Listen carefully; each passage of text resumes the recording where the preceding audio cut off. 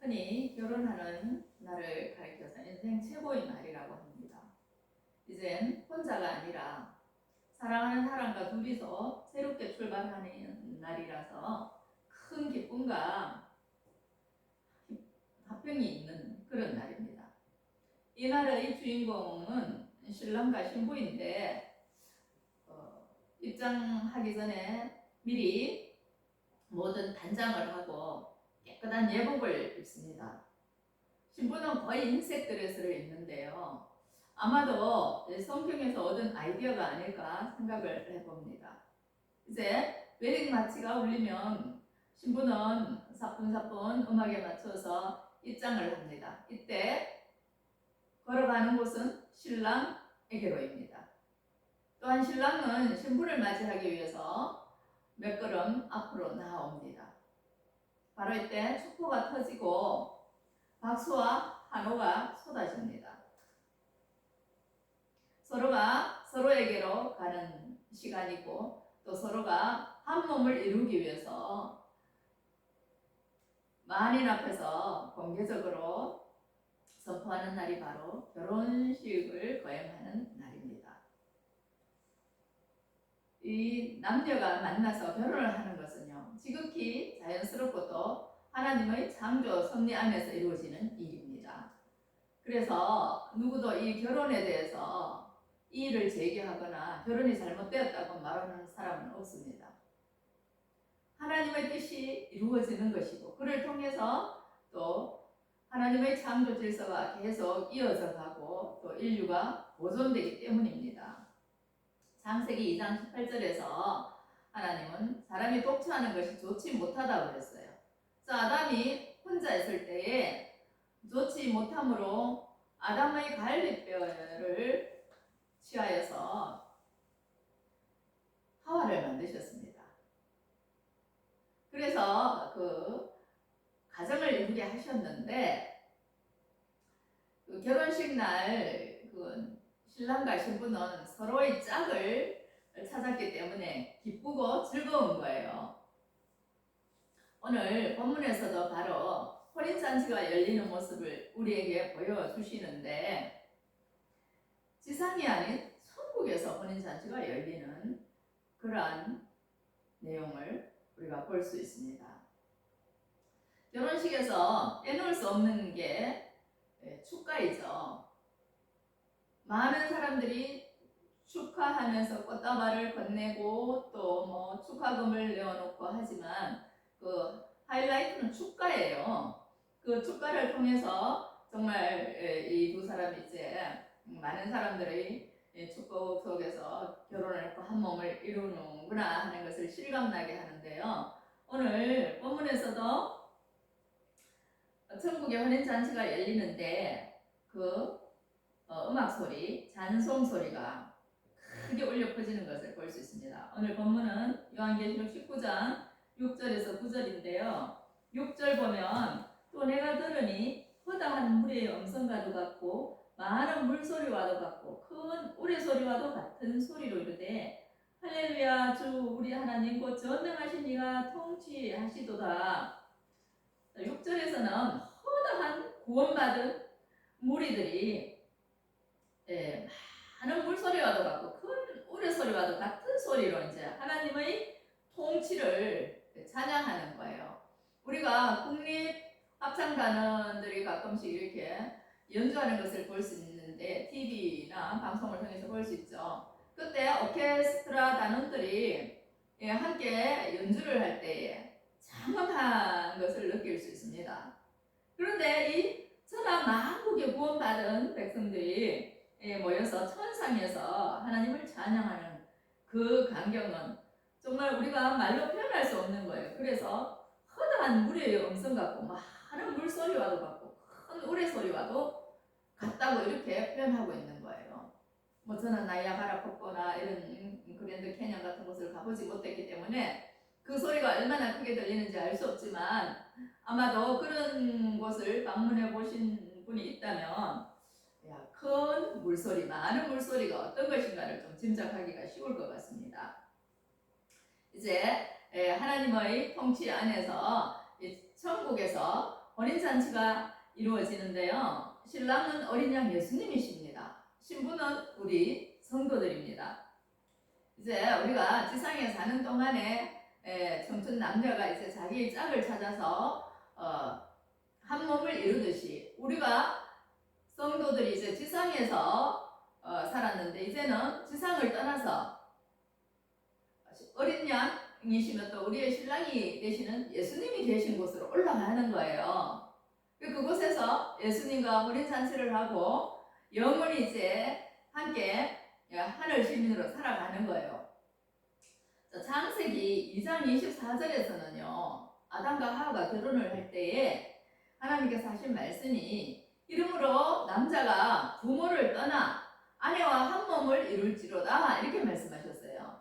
결혼할 때 남자가 부모를 떠나는 거예요. 남자는 그 부모의 그 사랑과 보살핌 아래에서 지금까지 살았지만 이제는 그 부모의 양육과 보살핌에서 떠나가 독립된 개체로 이제 아내와 한 몸을 이루면서 독립된 가정을 이루고 살아가는 것을 말씀하고 있어요. 그러니까 아내도 부모를 떠나오고 남편도 부모를 떠나오는 거예요. 결혼을 했는데 떠나지 않고 여전히 부모와 한 집에서 사는 분들도 있습니다만은 성경에서는 이 남자가 부모를 떠나는 거예요. 그리고 아내도 부모를 떠나는 거예요. 그래서 독립된 가정을 이루는 것이 성경적인 원리입니다. 이와 같이 우리 이제 지상에서 육으로 살는 성도들이 이제 지상을 떠나서 어린 양 예수님이 기다리는 그러한 천상에서 이제 우리를 기다리던 신랑 예수님을 만나서 혼인잔치를 이루는 것이 바로 19장 우리 오늘 보고 있는 본문입니다. 그때 우리가 즐거워하고 크게 기뻐하며 그에게 영광을 돌리세 어린 양의 혼인 기약이 이르렀고 그의 아내가 자신을 준비하였으므로 7절에서 말씀하고 있어요. 혼인잔치는 기쁜 날이죠. 그래서 즐거워하고 크게 기뻐하며 그에게 영광을 돌리세 그랬어요. 하나님께 영광을 돌리는 거예요. 이 잔치는 하나님이 베푸시는데 신랑이 독생자 예수님이라는 거예요. 이제 혼인할 날이 되었기 때문에 천국에서 혼인잔치가 이루어지는데 혼인날은 어떤 날인가? 아내가 자신을 준비하였으므로 그랬어요. 신부가 자신을 준비하여야 혼인잔치를 할 수 있다는 거예요. 예수님은 항상 준비되어 계시기 때문에 신부가 준비되도록 기다리시는 거예요. 가능하면 많은 사람들이 구원을 받을 수 있도록 오래 기다리시는 우리 예수님을 말씀하고 있는 거예요. 자, 그의 아내가 자신을 준비하였다 그랬는데 어떻게 준비하였는가? 신부다운 삶으로 이제 준비가 되는 거예요. 마음도 자세도 신부답게 준비가 되어지는 거예요. 그래서 이제 준비가 되어진 신부에게 무엇을 하느냐? 8절을 보면 그에게 빛나고 깨끗한 세마포 옷을 입도록 허락하셨으니 이 세마포 옷은 성도들이 옳은 행실이로다 그렇게 말씀하고 있어요. 자, 신부가 이제 신랑의 아내로서 준비가 다 되어지면 빛나고 깨끗한 세마포 옷을 입게 하시는 거예요. 이것은 우리 마음대로 입는 게 아니라는 거예요. 우리가 이 땅에서 결혼할 때는 신부가 자기 마음대로 웨딩드레스 골라서 입습니다. 그리고 입장을 하지만 이 주님의 신부는요 자기 마음대로 그 웨딩드레스를 골라 입는 게 아니에요. 예수님께서 허락을 하셔야만 되는 거예요. 그러면 이 세마포 옷은 도대체 뭐냐? 성도들의 옳은 행실이라고 그랬습니다. 신부가 마음의 단장이 되고 준비가 다 되었을 때 이 세마포 옷을 입혀주신다는 거예요. 다시 말하면 우리 예수 그리스도의 그 의를 힘입어서 죄를 회개하고 지난날의 모든 허물과 악한 행실에서 돌이켜서 주님의 신부다운 삶으로 변화되었을 때 그때 주님께서 이 깨끗한 웨딩 드레스를 입혀주신다는 거예요. 만약에 우리가 결혼을 하는 신부가 있다고 생각해 봅시다. 이제 신랑을 맞이하고 또 한 몸을 이루어야 되는데 여전히 이전에 그 자기 마음대로 살던 모습 그대로 몸과 마음가짐을 지키지 않고 단장하지 않고 결혼에 임한다면 신랑에게 욕이 되는 거예요. 그리고 그 결혼이 원만하지 않을 수도 있습니다. 신부는 결혼을 하기 전에 자기의 몸과 마음을 정결하게 하고 또 그 전에 여러 가지 분주하고 또 얽히고 설켰던 복잡한 관계들은 다 정리를 해야 되는 거예요. 그래서 한 마음 한 뜻으로 내가 신랑을 섬기고 그가 기뻐하는 일을 하겠다는 그러한 마음의 결심이 있어야 되는 거예요. 그것을 바로 그 신부가 준비되었다고 말씀을 하는데 준비되지 않은 신부는 늘 이제 문제를 일으킬 수가 있는 거예요. 그래서 예수님은 준비되지 않은 신부에게는 세마포 옷을 입혀 주시지 않는 거예요. 만약에 신부가 신랑이 바라는 대로 살지 않고 자기 마음대로 그랑방탕하게 산다거나 신랑은 계속해서 신부를 주시하고 바라보고 기다리고 있는데 신부는 엉뚱하게 다른 사람을 바라보고 있다든가 세상의 여러 가지 것들을 추구하고 있다면 그 신랑이 신부에게 드레스를 입고 입장하라는 말을 할 수가 없는 거예요. 우리가 18장에서 보면은 음녀 이야기를 하셨는데 음녀는요 붉은 옷을 입는다 그랬어요. 17장 4절에 보면 그 음녀를 가리켜서 이 자줏빛과 붉은 옷을 입고 금과 보석과 진주로 꾸미고 금잔을 가졌다 그랬어요. 그러니까 이 음녀는 아주 화려하게 꾸미고 치장을 하고 있는데 예수님의 신부는 깨끗한 세마포 옷을 입어야 한다고 말씀하는 거예요. 그래야 예수님과의 혼인잔치에 들어갈 수 있다는 거예요. 그 18장에서는 큰 성 바벨론이 무너졌다고 말씀하는데 그 큰 성 바벨론은 귀신의 처소와 각종 더러운 영이 모이는 곳이라고 말씀하셨어요. 그래서 그 땅이 우상 숭배와 음행과 각종 진주와 붉은 옷감과 이런 것들로 자신을 치장하여서 자기를 영화롭게 했다고 말씀하고 있는 거예요. 그러나 예수님의 신부가 되는 사람들 자신을 영화롭게 하는 것이 아니라 예수님을 영화롭게 해야 되고 예수님께 영광을 돌려야 된다는 거예요. 우리는 이 옳은 행실을 이야기하면 그렇다면 우리가 예수님의 의로 믿음으로 구원받는 게 아니고 우리의 행실로 인해서 구원을 받느냐 이렇게 생각할 수 있지만 그게 아니라는 거예요. 우리가 깨끗한 옷을 입었다는 것은 믿음으로 말미암아 우리의 모든 허물가지를 용서받았다는 의미이지 우리가 전혀 죄가 없다는 의미가 아닌 거예요. 그래서 예수님의 의로 말미암아서 우리가 세마포 옷을 입게 되었다 하는 것을 전제로 해야 됩니다. 이렇게 예수님으로부터 의롭다함을 받고 믿음의 예복을 입고 혼인잔치에 청함을 받은 사람은 복이 있다라고 구절에서 말씀하고 있습니다. 세상에서는 자줏빛 옷을 입고 화려한 보석으로 치장을 하고 돈을 흥청흥청 쓰면서 살아가는 사람들이 복 있다고 할지 모르지만 오늘 성경은 깨끗한 세마포 옷을 입고 어린 양의 혼인잔치에 참여하는 사람들이 청함을 받은 사람들이 복이 있다라고 말씀을 하는 거예요.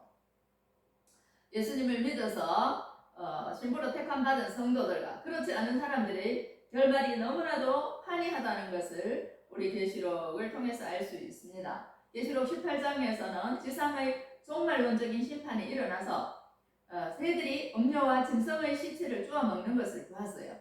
시체 파티를 하더라는 거예요. 그래서 이제 지상에서는 모든 큰 성이었던 바벨론도 사라지고 짐승도 하나님의 심판을 받아서 멸망하게 되고 또 짐승을 따라가던 우상 숭배자들, 거짓 선지자들 다 사라진다고 한 시간에 망하게 되었다고 하나님의 심판이 급하고 또련하게 임한다고 그렇게 말씀했어요. 이제 그 심판이 마무리되었다는 것을 19장에서 우리가 볼 수 있는데 19장 17절에서 21절을 보면 이렇게 말씀합니다. 또 내가 보니 한 천사가 태양 안에 서서 공중에 나는 모든 새를 향하여 큰 음성으로 외쳐 이르되 와서 하나님의 큰 잔치에 모여 왕들의 살과 장군들의 살과 장사들의 살과 말들과 그것을 탄 자들의 살과 자유인들이나 종들이나 작은 자나 큰 자나 모든 자의 살을 먹으라 하더라. 이제 하나님의 잔칫날 천국에서는 어린 양 예수님과 성도들의 혼인잔치가 열리지만 이 지상에서는 불의한 자들의 그 살을 쪼아먹는 새들의 그 잔치가 열리는 거예요.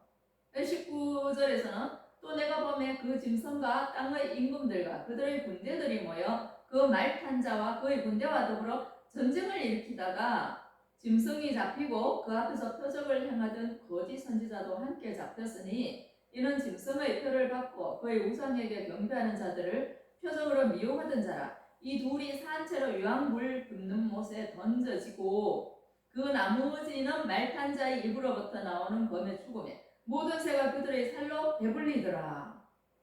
19절에서 21절 말씀은요, 이제 아마겟돈 전쟁과 관계된 이야기인데 계시록 18장에서 이 아마겟돈 전쟁이 일어날 것이라고 말씀을 하셨어요.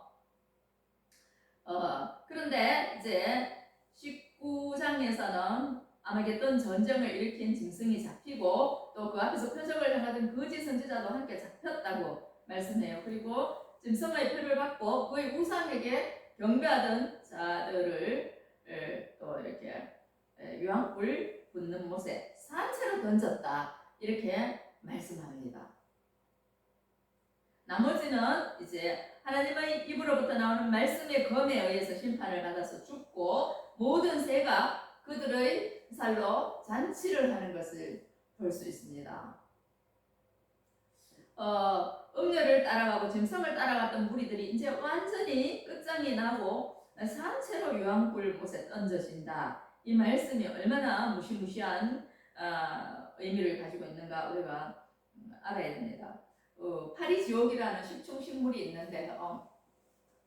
이 식물은 초록색이고 또 이렇게 촉수를 가지고 있어요. 파리나 나비나 곤충 같은 것들을 잡아먹고 사는데 그것들이 이제 가까이 오려면 무슨 냄새가 나야 되잖아요. 그래서 유인물을 뿌리는데 자기 몸에서 화학 물질을 내보내서 파리와 나비와 곤충, 이 거미 같은 것들을 유인을 합니다. 그러면 이제 파리나 이 나비나 곤충들이 그 파리 지옥에게로 몰려오는 거예요. 그때 그 파리가 그 촉수를 건드립니다. 한 번, 두 번 이렇게 촉수 두세 개 정도를 건드리면 요 파리 지옥이 입을 닫아버립니다. 이 파리를 열어놨다가 닫아버려요. 그렇게 해서 이제 그 파리나 이 곤충들이 수화가 될 때까지 한 7일에서 열흘 정도 기다립니다.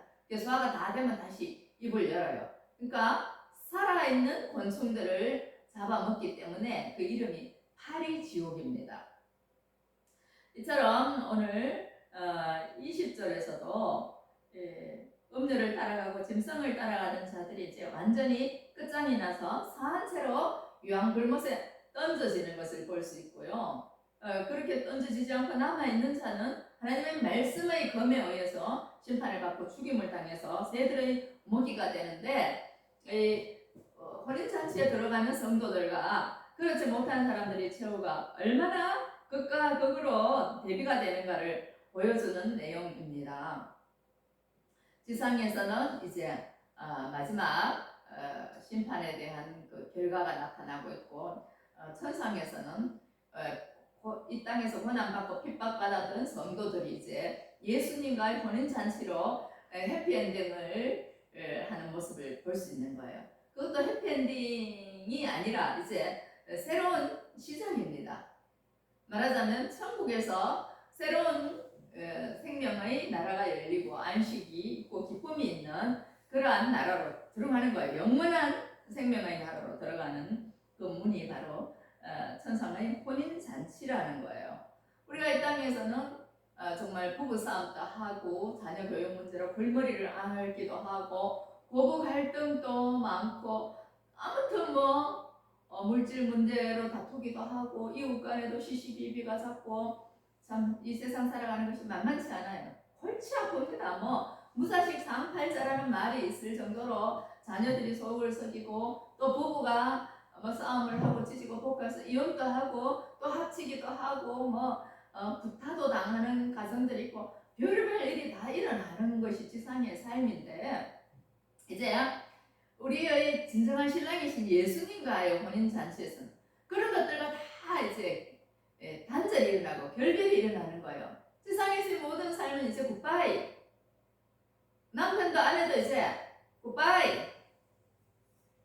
고부 갈등 없어요. 자녀 공부 안 해서 속 썩이는 거 없어요. 폭력하고 폭언하고 미워하고 물어뜯는 거 없어요.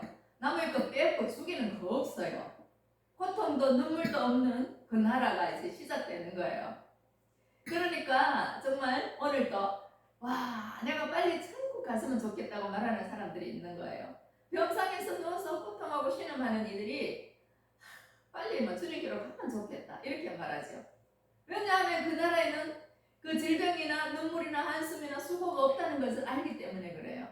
그리고 신랑 예수님이 우리를 위해서 기다리고 계신다는 것을 알기 때문에 그래요. 우리가 이 땅에서 살아가는 동안에 정말 교회에 나와서 예배를 드리고 신앙생활을 한다는 것은 바로 어린 양 예수님의 신부로 단장되어지는 기간입니다. 이 예배의 자리가 얼마나 소중한 자리인지 모릅니다.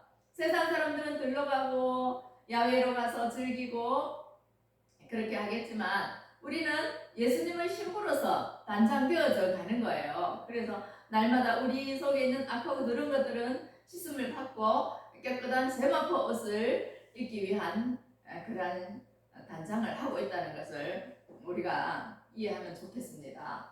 물론 우리는 예수님을 믿는 순간부터 하나님의 자녀가 되는 거예요. 그리고 세례라는 공식적인 그런 의식을 통해서 하나님의 자녀로 이제 공포가 되고 공개적으로 선언이 되지만, 그래도 우리가 육으로 살아가는 동안에서는 예수님과 영으로는 교제를 하지만 혼인잔치를 하지는 못해요. 그러나 우리가 이 땅을 떠나서 이제 육신의 몸을 벗을 때에 비로소 천국 보좌에 계시는 예수님과 혼인잔치를 이룰 수가 있는 거예요. 근데 수많은 사람들이 이 날이 온다는 것을 의식하지 못하고 살아가는 거예요. 이 땅에서 늘 그냥 호화롭게 즐기다가 죽으면 끝이다. 그렇기 때문에 이 땅에서 잘 먹고 잘 살아야 된다. 오늘 하루도 더 즐겨야 된다. 이런 생각을 가지고 있어요. 예수님은, 하나님은 우리를 끊임없이 초대하시고 기다리고 계시는데 그걸 이제 외면하는 거죠. 마태복음 22장 1절에서 14절을 보면 이제 예수님이 비유로 말씀하시는데, 어떤 임금이 자기 아들을 위하여서 혼인잔치를 베풀어요. 이때 정도를 시켜서 많은 사람들을 잔치에 초대를 하죠. 그런데 초대받은 사람들이 거절을 해요. 복음을 거절한 것입니다. 그 후에 임금이 다시 종들을 보내서 거듭 혼인잔치에 초대를 또 거절을 해요. 이쯤 하면 이제 그만할 만도 한데 하나님은 포기하지 않으시고 다시 다른 종들을 보내서 초대를 하죠. 3번씩이나 이렇게 초대를 하는 것을 볼 수 있어요. 그때 이제 임금이 전달하라고 하시는 말씀이 그래요. 내가 오찬을 준비했는데 나의 소와 살찐 짐승을 잡고 모든 것을 준비했으니 혼인잔치에 오라 하라, 이렇게 말씀합니다. 자비로 정말 푸짐한 잔치를 베풀었다는 거예요. 아낌없이 베푸는 그 은혜의 잔치에 오라고 초대를 하지만 초대받은 사람들이 끝까지 거절을 하죠. 한 사람은 밭에 나가야 된다고 하고 한 사람은 자기 사업하러 가야 된다고 하고요. 또 나머지 사람들은 혼인잔치에 오라고 초대한 그 종들을 잡아서 모욕하고 죽였어요. 잔치 자리에 오라고 초대했는데 모욕하고 잡아서 죽였다. 이게 얼마나 악한 일입니까?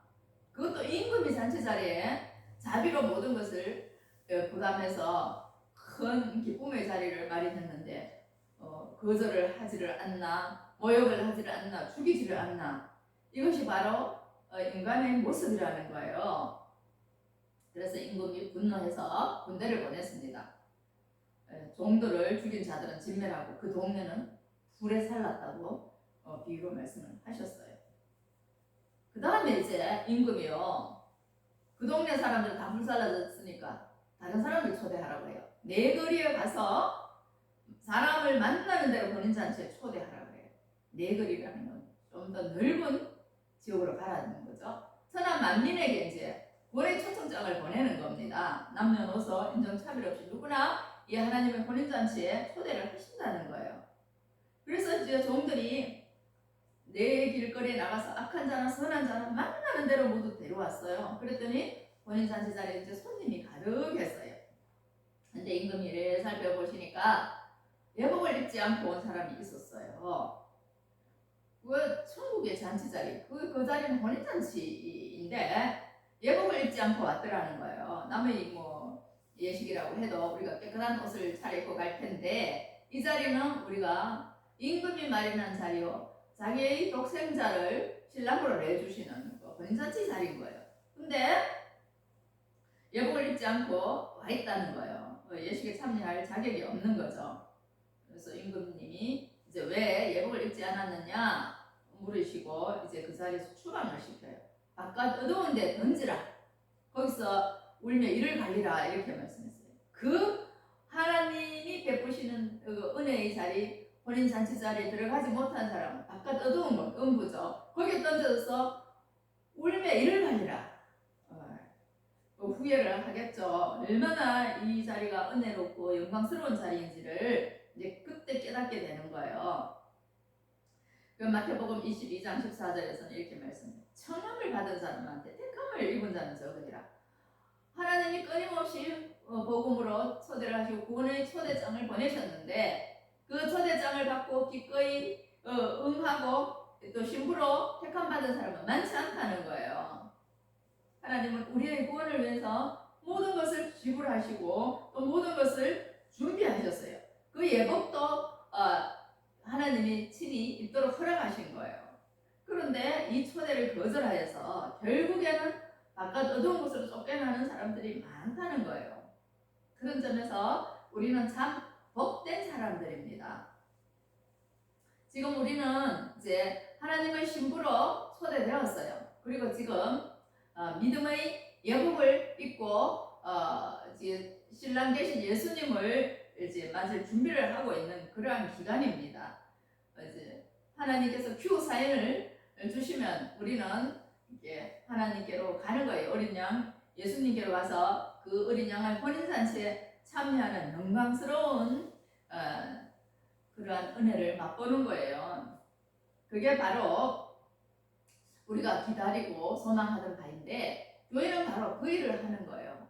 아직까지 이 하나님의 잔치 자리에 초대받지 못하고 택함받지 못한 사람들이랑 해서 끊임없이 이거 구원의 초청장을 보내고 또 예수님의 신부로 단장되도록 다듬어가는 곳이 바로 교회입니다. 우리가 드리는 이 예배 시간은요, 주님의 보혈과 예수님의 입에서 나오는 그 말씀으로 신부로 단장해가는 그런 시간입니다. 그럴 때 이제 우리 속에서 기쁨이 쏟아나고 환희가 쏟아나는 거예요. 즐거움이 있는 거예요.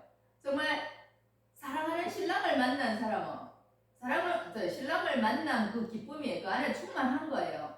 사랑해 보셨습니까? 사랑하는 사람 만났을 때 얼마나 기쁘고 즐거운지 그것을 아는 사람은 알 거예요. 이처럼 우리가 정말 몸버려 피 흘려 우리를 사신 예수님을 만난 기쁨이 우리 안에 있기 때문에 우리는 자발적으로 이 일을 할 수 있는 거예요.